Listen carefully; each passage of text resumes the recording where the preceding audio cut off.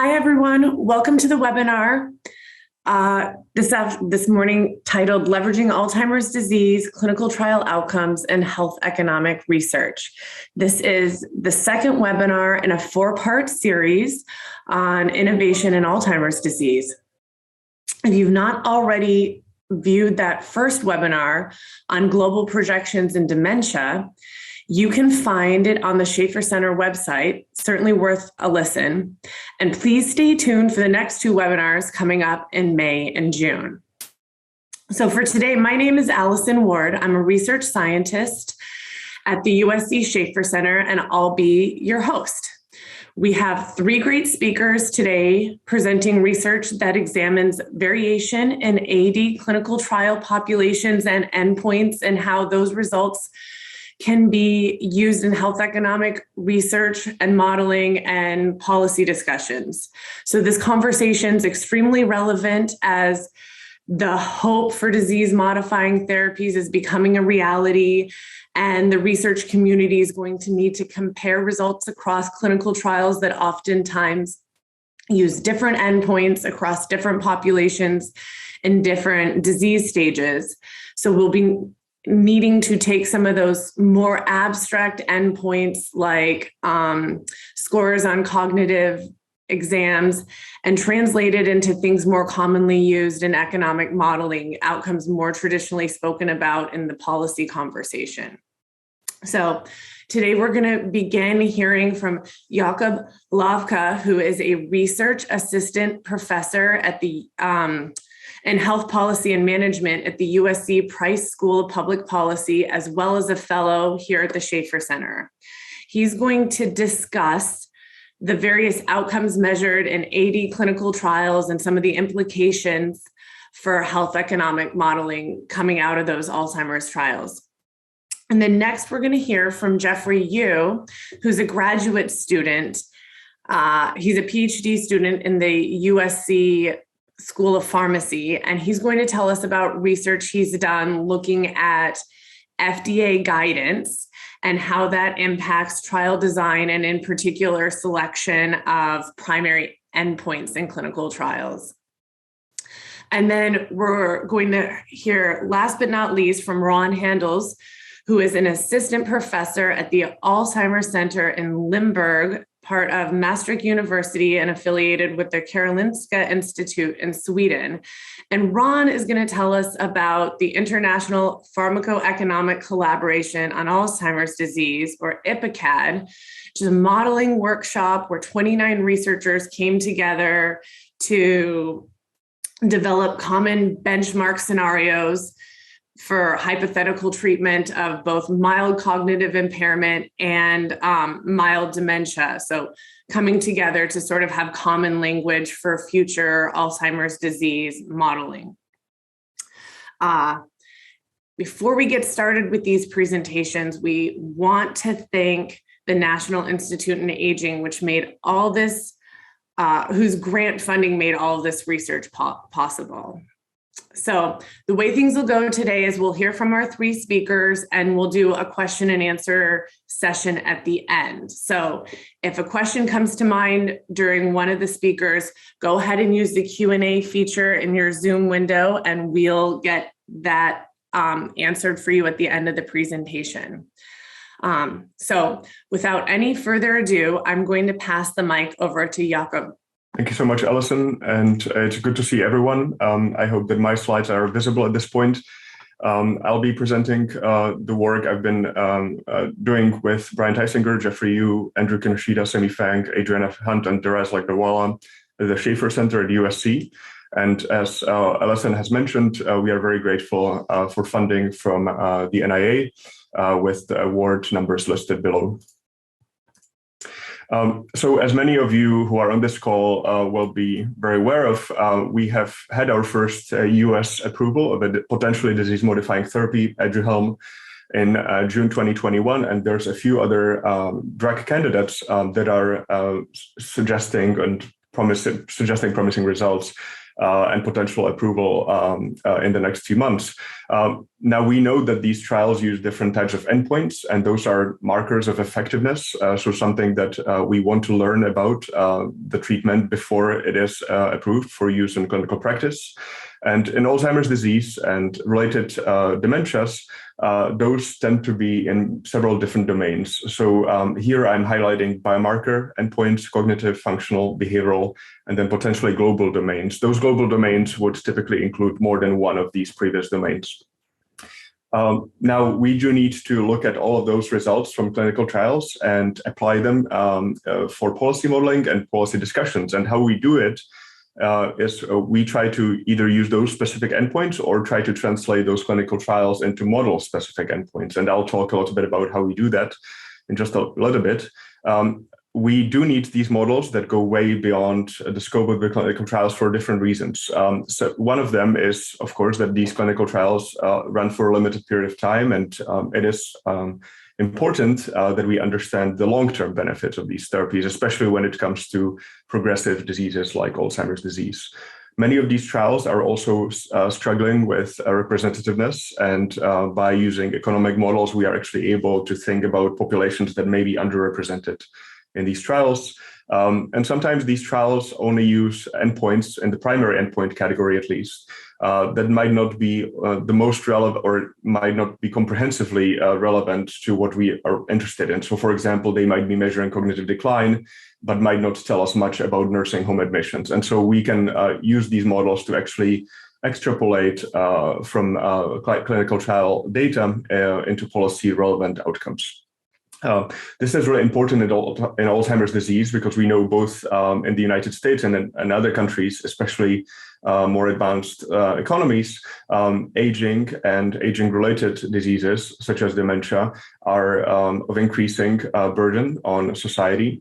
We know in the United States there's about 6 million people with Alzheimer's disease, but there's more than 15 million people with mild cognitive impairment, and those people some of them are likely to progress to Alzheimer's disease. And with these therapies in mind, we may be able to achieve remarkable improvements in population health. So as I mentioned, there are several different drug candidates. There has been a very good review by Jeffrey Cummings and co-authors that looks at the whole landscape, but I'll highlight just three. Aducanumab, which has received accelerated approval by the FDA in 2021. It hasn't been approved in Europe. And then lecanemab and donanemab, which have initiated rolling submissions to the FDA and may be coming up for approval decision in the next roughly 12 months. We also know that there's many different therapeutic areas, and some of our earlier work, which you'll see on the right hand of this slide, has looked at different pathways to potential disease-modifying therapies. And so I invite you to review that publication as well. But the good news is that there are several candidates in late-stage clinical trials that we hope at least some of them will succeed in reaching patients in the next several years. Just looking at some of the drugs that I've mentioned, the first one is the aducanumab treatment.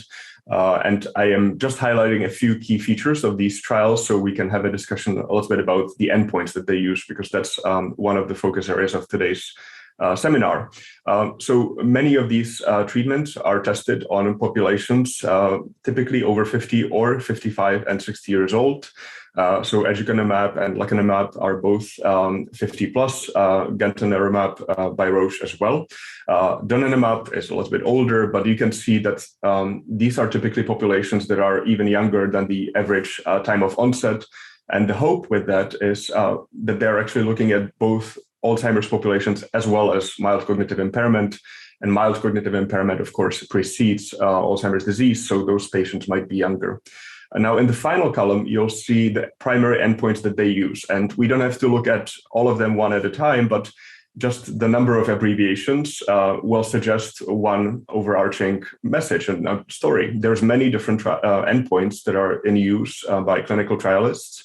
And just the diversity in these four drug candidates shows us that it may actually be quite complicated to take these trial results and use them in models in a consistent manner, partly because they measure slightly different aspects of cognitive, functional, or other type of decline. Below, you'll see the descriptions of these endpoints, but I don't want to spend too much time on this slide, just to give you an indication that many different endpoints are in use in just this small number of trials. What we have also done is looked at historical representation among primary endpoints. This work was led by Jeffrey Yu, and in over 300 trials that have been implemented or have taken place since 1996, we found about 40% of those were trying to identify disease-modifying therapies. About half of them had just one primary endpoint. Another big category had two primary endpoints. Typically, that would include cognition and function, and there are very few that had more than two. We have also highlighted trial endpoints that are the most prevalent. Here, I'm focusing on non-biomarker endpoints, so you can see the names of those common endpoints in the cognitive, behavioral, functional, and then the hybrid or global domains. Again, just looking at this list of the top, say, 10 endpoints or so gives us a sense that there's a lot of diversity in how clinical progression is measured in trials.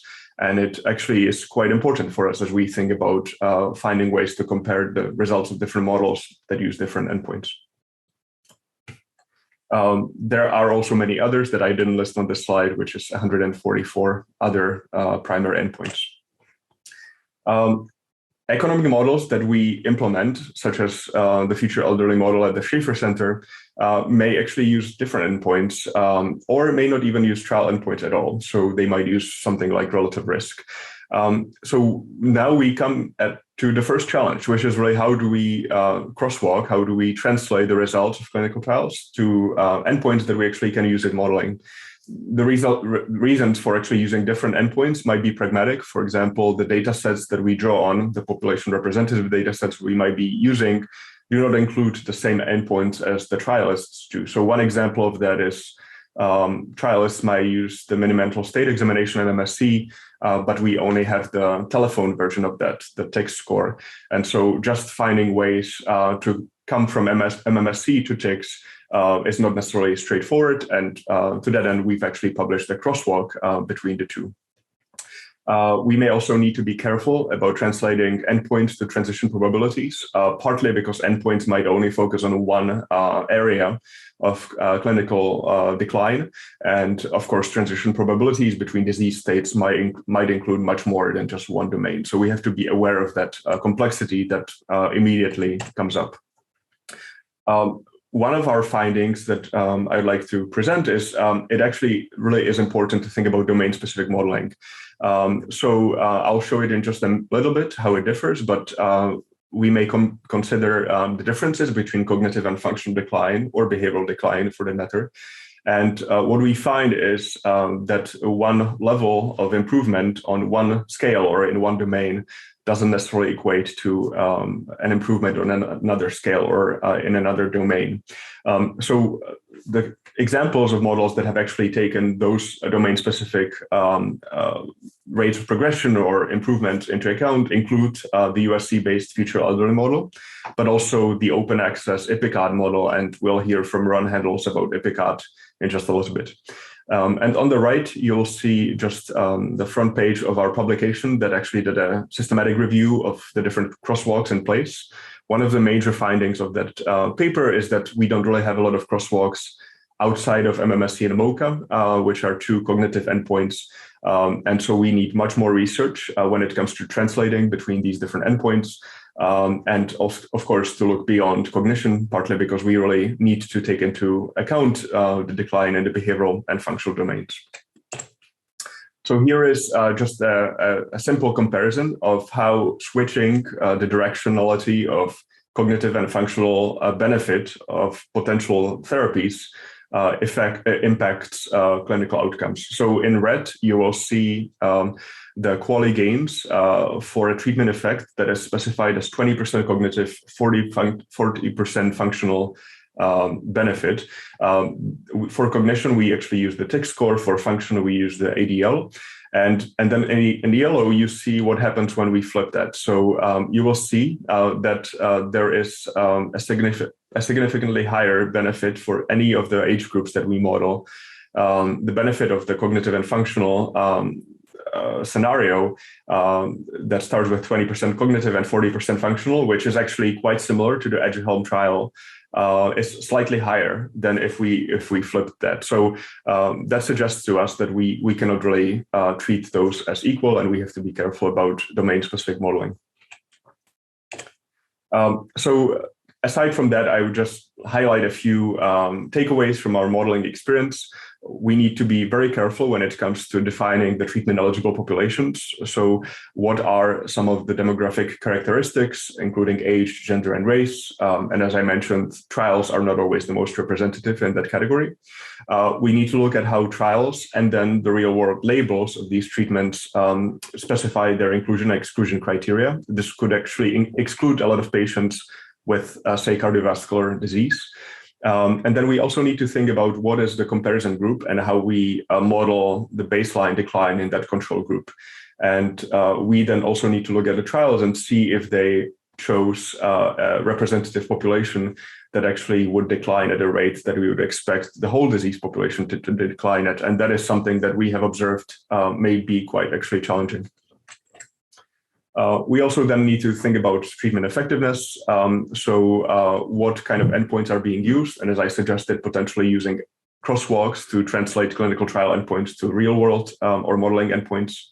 The types of treatment effect, as I mentioned, we may need to focus on domain-specific outcomes.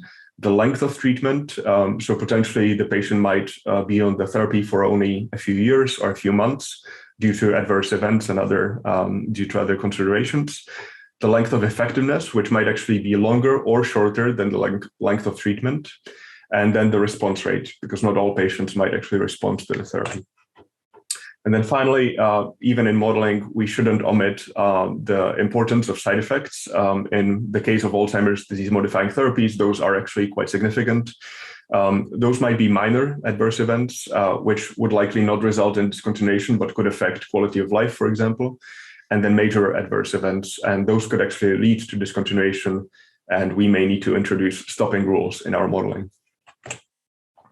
So I'll just finish with an overview of some of the work we are doing, and of course would welcome any questions or follow-up by participants of the seminar.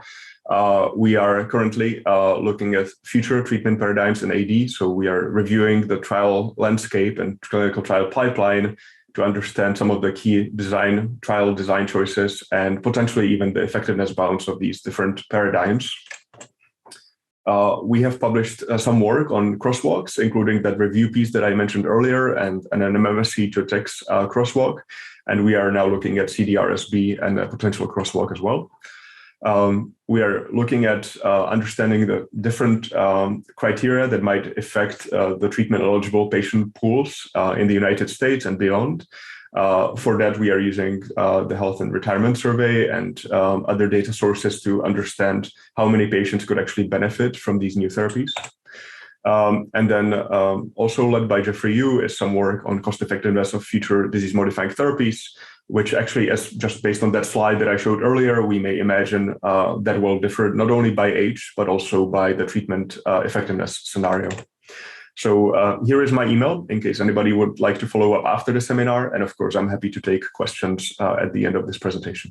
Thank you, Jakob, for sharing your work on crosswalks and how we can translate trial results to economic models. In this next presentation, I'll be discussing the role of FDA guidances on endpoint selection in clinical trials. A key parameter when conducting economic models is oftentimes the clinical trial endpoint. Trialists choose endpoints based on a number of factors.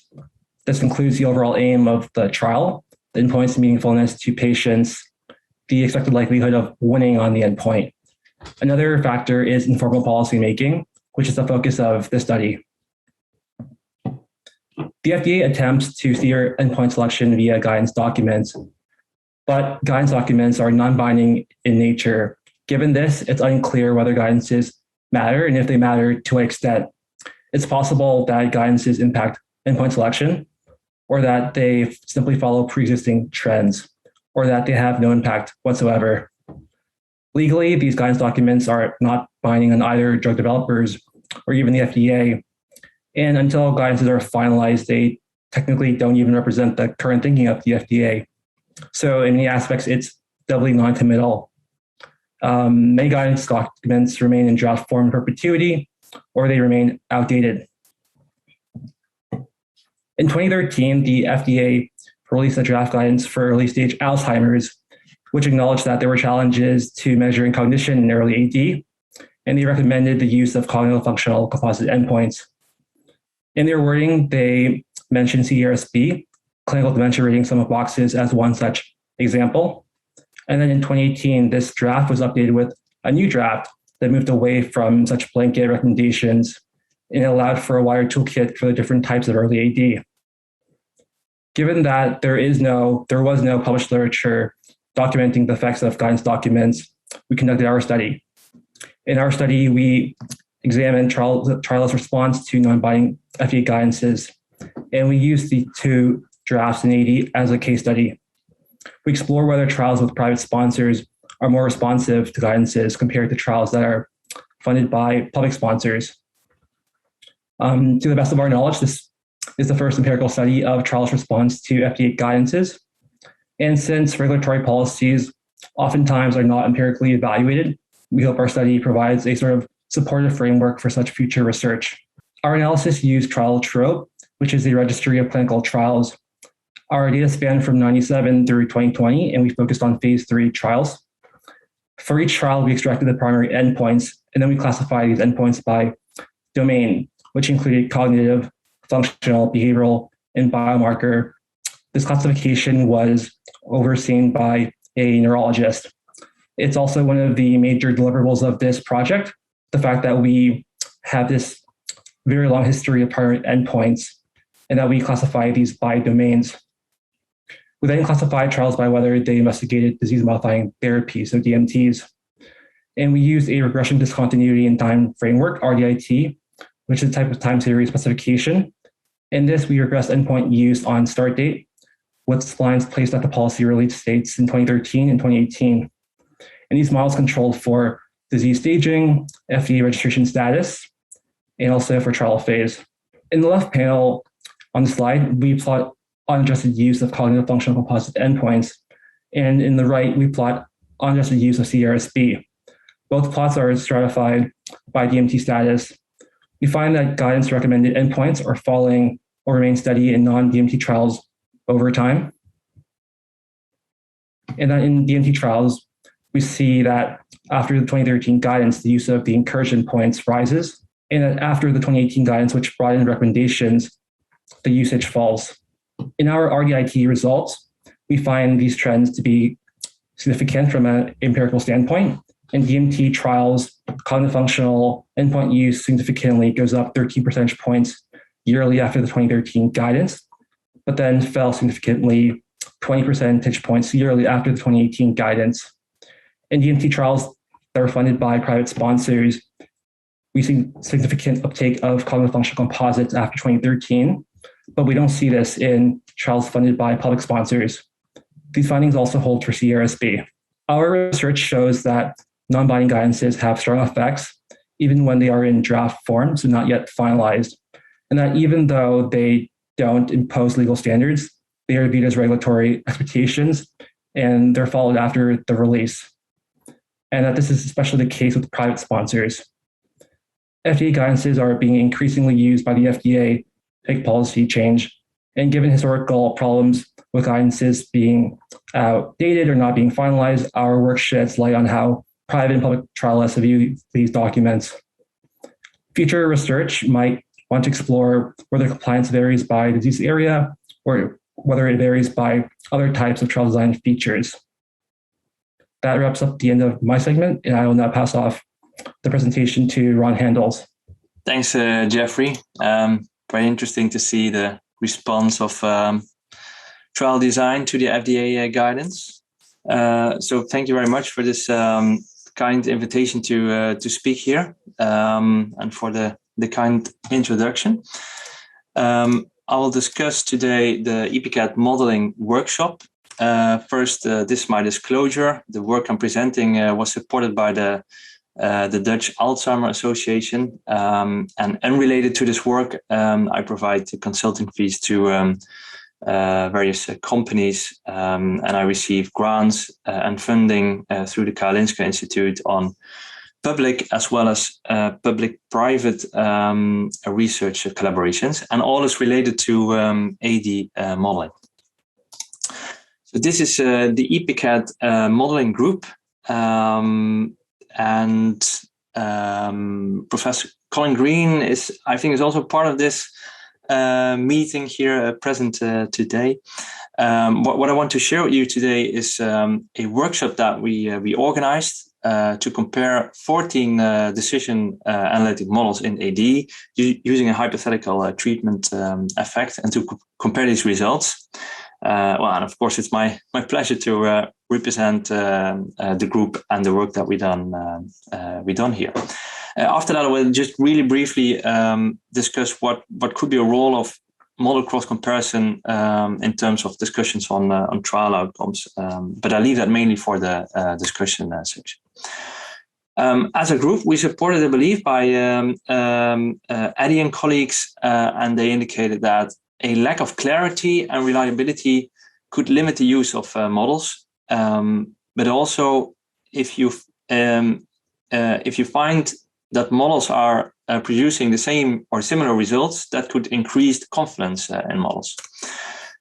This is just a couple of references you could have a look at on cross comparison in other fields than Alzheimer's. So the aim we had is to set up a collaboration and to have a workshop to compare models in AD. And just to have a definition of cross comparison here, copied from Eddie and colleagues, it says examining different models that address the same problem and comparing their results. So the method we applied is to invite participants, experts, researchers who are active in the field of cost effectiveness modeling in AD and related dementias. And we identified people from literature, our own network, and conferences. Next, we developed a benchmark scenario that was jointly developed by the participants. And this included the fact that the model should represent AD-type mild cognitive impairment or AD-type mild dementia as a starting population. People have an age of 70, and the setting will be a memory clinic setting. We asked the modeling groups to implement a treatment effect that we specified as a 30% reduction either in MCI to dementia or a 30% reduction from mild dementia to moderate dementia. And then we had some other specification in terms of discontinuation and treatment costs, etc. The results, we had 12 modeling groups representing 14 models. 10 of them started in MCI and 4 started in mild dementia. And here you see the results. So we have on the top left graph, we have the 10 models starting in MCI and the outcomes or predictions that they produced. So what you see, the green bar represents the time the people have been simulated by the models are living in MCI. The yellow bars, the time in mild dementia, and the orange bars in moderate dementia, and the red bars in severe dementia on a 10-year time horizon scale. So the total of the bar is the 10-year life expectancy. Just to take an example here, if you look at the EPCAT model, which is the last model in the left top graph, it produced about 4.8 years in MCI, 1 year in mild, 1.5 year in moderate, 0.8 years in severe, and overall almost 8-year life expectancy. The FAM model is the one that Jacob has been involved in its development and evaluation for the workshop. Just to note that. The graph on the right, you can see the difference between the time spent in states between the control and the intervention arm being produced by the model. So what you can see is that in all models, there's an increase in time spent in MCI, and there's a decrease, at least in the models or in all models, in the time spent in dementia. If you look at the bottom graphs, what you can see there, these represent the 4 models in starting in mild dementia, yeah, so this is what the workshop produced in terms of results, and then we had discussions around this. So what we did is we presented these harmonized results back to all the participants, and then we had a workshop in which we explicitly asked the participants to try and understand the differences and see if we could relate that to any aspects that could cause that difference. And so after having that discussion, this is what was sort of conclusions we had. And one of them is that it's actually pretty difficult to precisely identify the source of the variability across the models. At least that was pretty challenging, since these models different on multiple aspects simultaneously. And the second discussion point we had is that the 30% treatment efficacy was relatively generic. Just to give you an idea here, for example, an easy one to understand was, and just let me get here the pointer, where's that pointer options? So if we look at the Jutkowitz model here, we see that the increase in time in mild dementia is the same as the decrease in moderate dementia. So the life expectancy doesn't change. And it was pretty easy to identify the cause because they assumed a symptomatic treatment effect with no impact on life expectancy. But for other factors, for example, we have 2 models here starting in MCI. They have quite a large difference between life expectancy. Both were a discrete event simulation. And we found it quite challenging to understand what exactly was the cause of having that difference. You can also see that the difference they predicted in terms of treatment effect was quite large. So that was a bit more difficult to understand, but the discussions supported us in at least making an effort to better understand these models. The 30% reduction in progression was implemented in different ways. So for the state transition models, they applied a relative risk, for example, of 0.70. And for the discrete event simulations, they interpreted this as a reduction of the time spent in MCI. So they applied a percentage on the estimated time spent in this. Nevertheless, even though the models produced different results, we observed broadly similar profiles of disease progression across the models, and the collaboration or the platform seemed to allow for open discussions. So in terms of future directions, and this relates a bit to the trial outcome discussion, we believe it would be better to specify treatment in units or outcomes that is actually being used in clinical trials. And that would, at least to our belief, lead to more specific discussions on how that translation should take place, how to translate the outcomes of the trial into decision models, and what implications or assumptions are being made, and what implications that has on outcomes. I just want to acknowledge all the participants of the workshop and the effort they have done for us, and also my co-organizers from the EPCAT group. And you have it's rather small, but you have the website here if you want to have more information on this work. And we have submitted a manuscript, and hopefully that comes out for publication soon. So thank you very much for the attention. I'll give the word back to the organizers. Thanks, Jakob. Thanks, Jeffrey. Thanks, Ron, for your great presentations. And a reminder to the audience that we're entering the question and answer phase of the webinar. So please submit any questions you have through that Q&A button on the Zoom window. And let's start off with a question for Jakob. So why do you think there are so many different outcome measures used in clinical trials, in particular for Alzheimer's disease? So there will be different reasons. One of them might be just the trialists are quite pragmatic and they want to show effectiveness, and they might expect that the disease modifying therapy that they're developing might actually show benefit on one of the endpoints and perhaps not on the other. So that's how I think they would first think about their primary endpoint. Second part of that is how many participants they need to recruit to power the trial sufficiently to show effects, and perhaps one of the endpoints is more suitable than the other, might actually lead to a more cost-effective trial to get the results faster.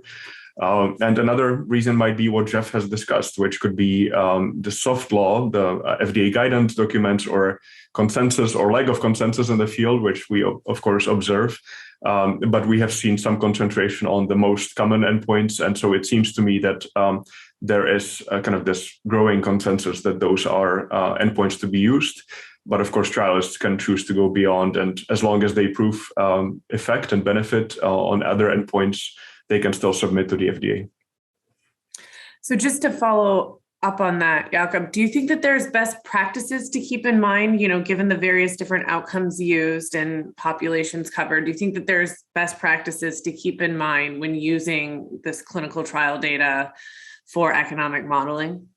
I think best practices could be applied on two different ways. So one is how do we think, what are the kind of golden rules for the trial design? And I think that hasn't yet been done. We still haven't yet found a complete consensus, and there's many reasons for it. But of course, many different drugs or drug candidates might have different benefits. So it might not even be possible to have one single endpoint that will capture everything. But there needs to be more discussion, and I think the NIH is also funding work on harmonization and doing some translation between different endpoints, for example. The other best practice I would highlight, though, is when it comes to communicating the results of trials. And I think we need a little bit more transparency. For example, with Aduhelm, it took a long while to get the results published. So, for a long while, we depended on an investor presentation to understand the results. And I think reporting by these domains, reporting by specific outcomes, but also reporting by populations, including by age groups, would be immensely important for us when it comes to modeling, partly because the benefits might look very different in older versus younger patients, for example. So I would say thinking about transparency when it comes to communication of clinical trial results should be on the table as well. Great. So Jeffrey, following up on your presentation on the FDA guidance issued, and certainly others can jump in on this well.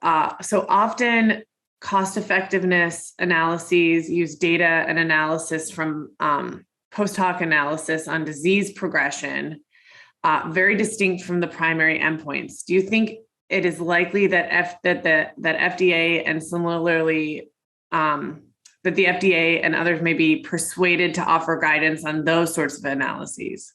As the FDA has offered guidance for submitting for approval, do you think that other similar guidance will be offered for cost effectiveness modeling and other sorts of post analyses after clinical trials? I think it's possible because guidances are not just tied to clinical trials. They provide guidance and understanding for how clinical trials are designed, how drugs should be submitted for NDAs in earlier stage aspects of clinical trial development. So I wouldn't be surprised if they went forward and provided guidance on how to do economic modeling, long-term projection of these clinical trial results. Great. And, interestingly, as you went through your research, you show that the compliance with FDA guidelines is very high, but it's not 100%. So do you think that there's strategic reasons for people to deviate from that FDA guidance? or do you think that there's something else at play? Yeah, so that question can be difficult to answer. You would have to interview different trialists and form a sort of consensus. But we actually talked to the FDA about this, and they shared with us their perspective. They find that trialists who don't adhere to guidances oftentimes are less experienced or smaller firms that have less relationship with the FDA to ask about the proper construction of clinical trial design. It's possible that trialists believe that they may win on a certain endpoint that may not be in adherence to the guidances. Other factors might be the nuances to their drug. Maybe their drug's focuses on behavioral aspects and side effects of Alzheimer's rather than the improvement of or the reduction of cognitive decline. So there are many different aspects as to why they might deviate, along with perhaps competing demands. The EMA or Japan regulatory bodies may have different expectations of clinical outcomes. Great. So we have another question asking how, I think this is to the group broadly, since you guys are all working in the economic modeling side to Alzheimer's disease. It's really asking how physical exercise and diet and sleep and some of these other lifestyle factors that reduce risk for Alzheimer's disease, how that can impact how disease modifying therapies are studied and modeled by researchers and physicians. So it is definitely of interest, and especially thinking about these non-drug interventions. Some of the work actually is done by Eric Jaskowitz, who has been part of the EPICAD collaboration. So we haven't, at least in the small group at USC that I'm part of, we haven't yet done it, at least to my knowledge, but it is possible that others have been looking at these interventions. What we need to consider is whenever we start applying these disease-modifying therapies, they might actually be additive or cumulative when it comes to the joint effect with these other non-drug interventions. So one could imagine, in wealthier populations, if people are managing their cardiovascular disease better, they might also observe a greater benefit, or potentially other ways, lower benefit of these disease-modifying therapies for AD. So it might depend a little bit on the biological mechanism of action and whether they interact to be cumulative or overlap to some degree. But I think it doesn't seem like we'll find a cure for Alzheimer's in the next few years. So a lot of these drugs that are coming up will potentially delay a decline, but likely not cure the disease altogether. That might, of course, change in the longer term. But for now, I think we should be looking at both the drug and non-drug interventions when it comes to interventions. Yeah. Ron, is that something that you guys covered in the workshop, how sort of different underlying health characteristics of the health populations can be, either cumulative in terms of the impact of disease-modifying therapies, or impact the overall efficacy from one population to the next? Thank you for that question. We haven't covered that in the workshop. It wasn't part of the benchmark scenario, and it was also not part of the discussions we had, as far as I can remember all the discussion we had. What did come across the discussions is the role of comorbidities, which one could argue is related to things like physical exercise and diet and sleep in terms of cardiovascular risk. But it was not part of the workshop itself. If we look at the models, I think most of the models do not take into account comorbidities. So that will be, I guess, a large part to be implemented, also related to these risk factors. If we talk about lifestyle prevention decision models, and so that's not part of the workshop, but I've been involved in other work, and what we are trying to do there is use a surrogate outcome, and the surrogate outcomes we are sort of discussing at the moment is risk model. So you have, for example, something called a KD risk score. So you can compare it with in cardiovascular, you have like the Framingham risk score or QRIS risk score, and so these risk scores have been developed or are currently being developed, and they are also being evaluated in terms of the effect that has been observed in trials. there's a nice overview paper. I can see if I can put it in the chat here. So you have a sort of intermediate outcome to translate lifestyle factors to dementia onset. And that's an interesting learning point for disease-modifying treatment as well. I mean, are there any validated surrogate outcomes or intermediate outcomes that you can use to translate CDR sum of boxes? I'm just naming something to dementia onset, which we, I think, consider as a policy relevant outcome. Great. So, Jakob, what do you think the future research needs are to make this economic modeling in Alzheimer's as valuable as possible? So I think we are kind of in a battle with time a little bit. A lot of the disease-modifying therapies are likely to come out in the next few months. We know that the rollout has been, of course, more careful, more restrained, but I wouldn't be surprised if in the next 5 years we had multiple different drugs on the market. And that will come with lots of challenges. One will be, explaining the value to both clinicians and then to patient populations. And we have seen huge discussions and battles around the first treatment, partly because the data were not really well explained and transparently described to the population at large. So I think it is a little bit on us, modelers and researchers and policymakers, to really be clear about the benefits and the risks, and really show, perhaps in a simple way, but understandable way, what we could expect from these therapies, and why they might not be suitable for everyone, or why the price or cost of these therapies may need to look different than the early discussions have been. So I think that will be really important. I mentioned it's a battle with time, partly because the people who have Alzheimer's now, they don't have the time to wait. And I think by being constructive in our approach and modeling, and hopefully we'll get more funding to do this work, that will allow us to inform decision making for those patients.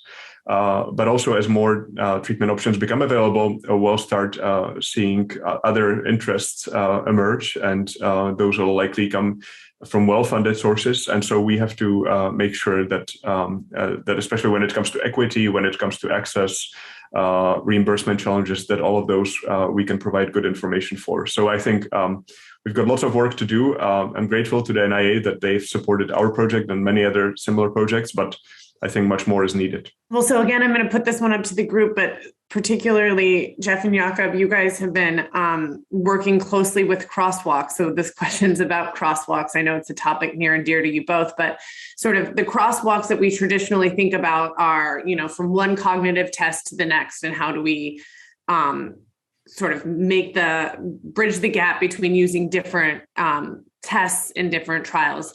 And what this question is asking is, do you see value in crosswalks between different domains in Alzheimer's research? So for example, from cognition to the physical activities of daily living.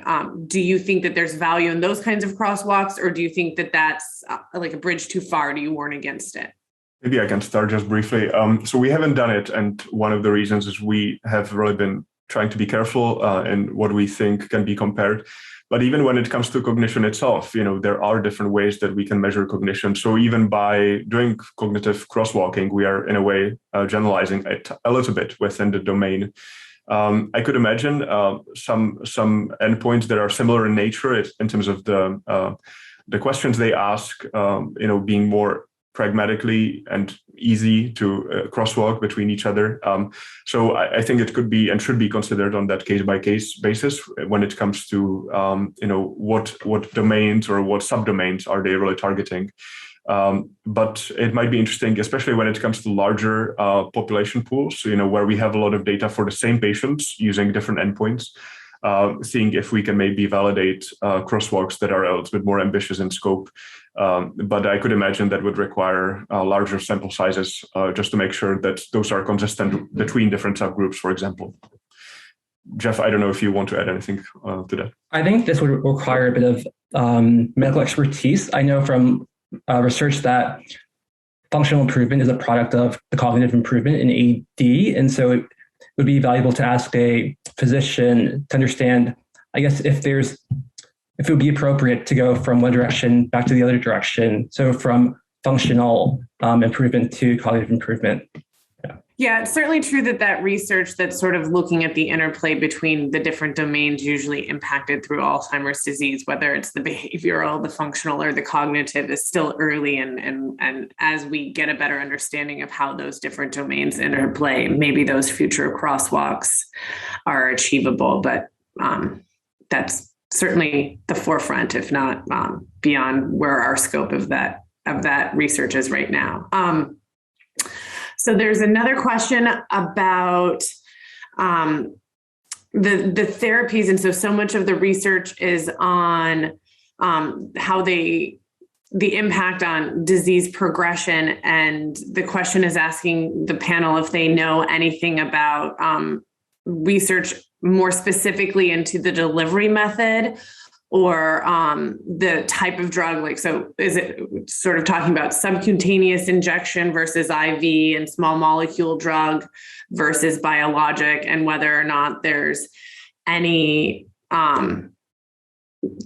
preference over technology or delivery mechanism of action at this stage in the pipeline and process of drug development and innovation?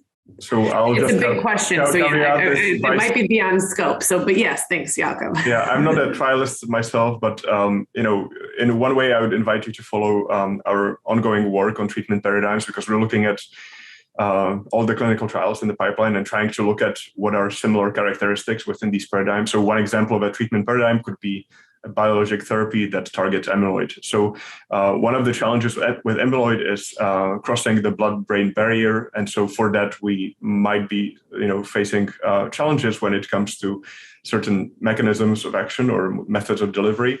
But there certainly are both small molecules and biologics in the pipeline. So it seems like, and over the many hundreds of trials that have happened in the past, there have been many different approaches. One of the more recent is, of course, trying to use cell and gene therapies, which are this new emerging technology. So I think we'll see a lot of attempts to reach the different targets in the brain or in the body more generally. But I don't know if it's easy to say that there's a preference. It might actually be driven by the science. So if we think that we have a target, then we would think about how do we reach the target. But I don't think the mechanism of delivery necessarily would need to be driving the conversation.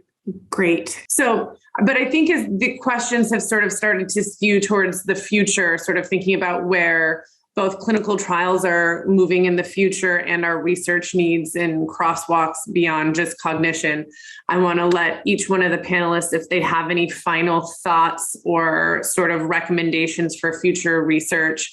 Again, maybe we'll just start with Jakob because he's been speaking most recently here, but do you have any final thoughts as we wrap up the topics for today? I would only end, by saying that we all are potentially going to be affected by diseases like Alzheimer's disease. A lot of people in the population do end up with some kind of cognitive impairment. And so it's in our kind of natural interest to really understand the disease and be able to inform more effective care. I think that includes developing new treatments, but also a lot of the surrounding analysis that comes with analyzing the data, trying to understand the benefits, the costs, and then making recommendations for clinical practice. We also see a lot of infrastructure challenges when it comes to delivering these therapies. So by providing better information about who might benefit most and how we could pay for it, I think we can actually ensure that given the constraints when it comes to the capacity of the healthcare system, patients who might actually benefit the most will end up receiving a treatment, and that as few resources will be wasted on these life-saving or potentially disease-modifying therapies. Perfect.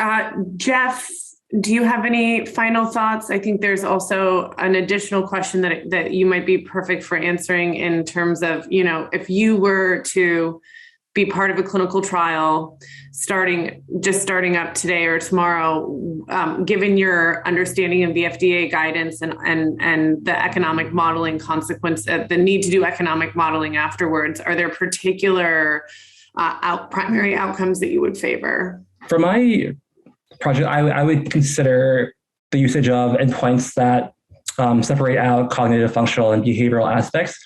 Although guidance might recommend putting together these different domains into one measure to improve statistical power, it's difficult to parse out whether the drug is improving based on cognition or functional alone. And for a user of the drug, it's very important to know whether the drug's going to improve my cognition as opposed to just my functional improvement. Yeah. That's a great point. And Ron, with this work and digging deep into various different models that already exist, do you have recommendations for future research and those looking to help translate the trial outcomes into policy relevant discussions? Yeah, so one aspect we as EPICAT group, at least speaking from my experience from the discussion we had, is that transparency is quite an important aspect here, especially in terms of how to translate. So what assumptions you make when implementing a trial effect into a model, and what it means for extrapolating to long-term outcomes. Especially because if you look at uncertainty in models, the health economic impact is largest at the end in severe dementia and impact on life expectancy.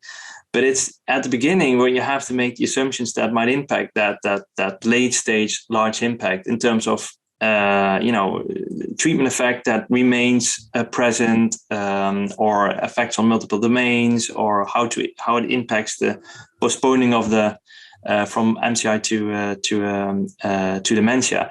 So we recommended in our workshop for future workshops at least, to present a certain set of trial outcomes and then have that discussion on how to implement that, how to translate that, and what does it mean? What do different choices mean? How does that impact the results? I think transparency on that and discussions on that can bring the field forward. Great. Well, I really want to thank each one of the panelists again for their presentations today, and for everybody listening. Remember to check out, you can view this webinar again if you want on the website for Schaeffer Center, and also view our previous one on Alzheimer's, on dementia projection, global dementia projections. And stay tuned for the next two. Thank you guys so much for joining today.